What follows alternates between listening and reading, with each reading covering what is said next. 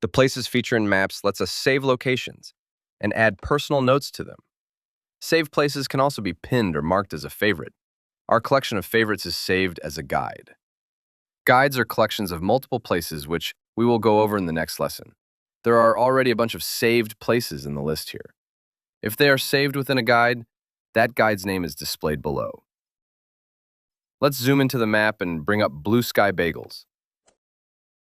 At the bottom of the info panel, we have a plus icon, a star, and a thumbs up. Click Add and the selected location is now in the Saved Places list.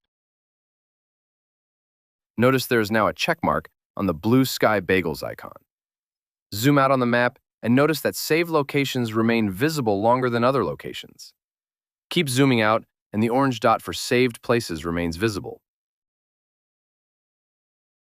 We can add a note for any of our saved places. These notes will only be visible on your devices. They are not public comments or reviews. Next, let's select Julia Davis Park.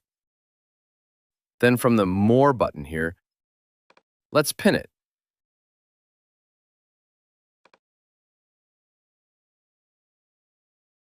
Julia Davis Park is now visible within pinned and saved places.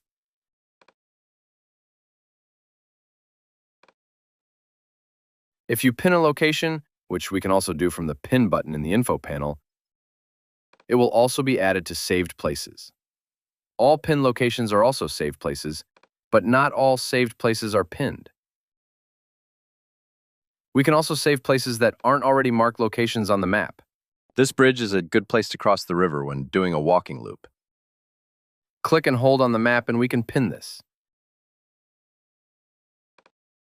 I'll add a note to it as well. That pin is now visible in the sidebar. And if we click the Info button next to it, a title can be assigned so it's easier to recognize when displayed on the map.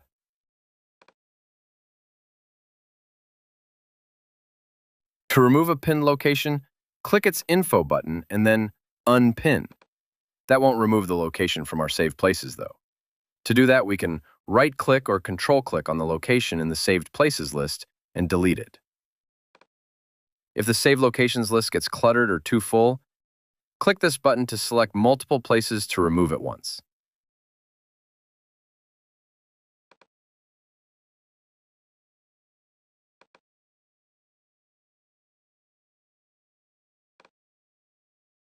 Next, we will go over how to build and manage guides, which are collections of places.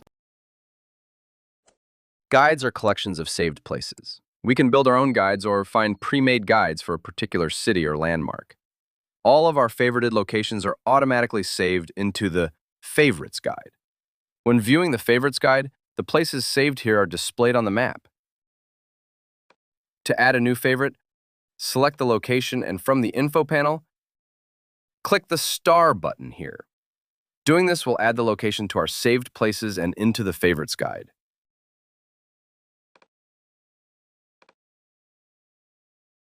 We can also add favorites with a click on the Add button here in the Favorites panel. Then enter the name or address for the location to add as a favorite.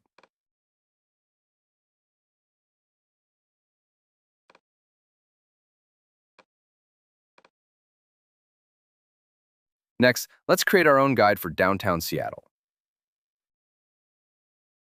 To add a location to a guide, click the More button down here in the Info panel and Add to Guides. In this case, we want to create a new guide, which can be done from this Add button. From here, we can name the guide and add a photo for it as well. Now we can continue to add locations into the Downtown Seattle guide.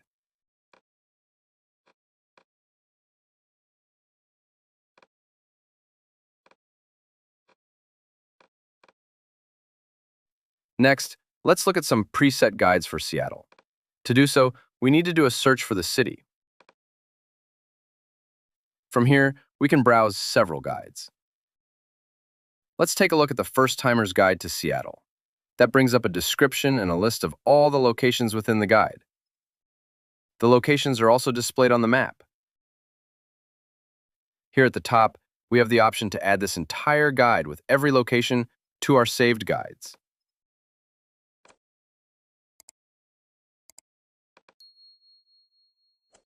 But we can also add specific locations from these preset guides into our own guides.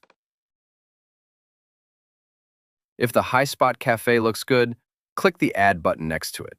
That adds it to saved places. From here, it can then be added to my Downtown Seattle guide.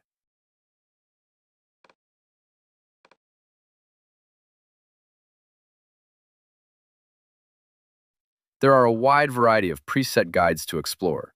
They won't be available for every town or location, but most cities and tourist destinations will have preset guides available that we can view and save, or utilize them to build our own custom guides.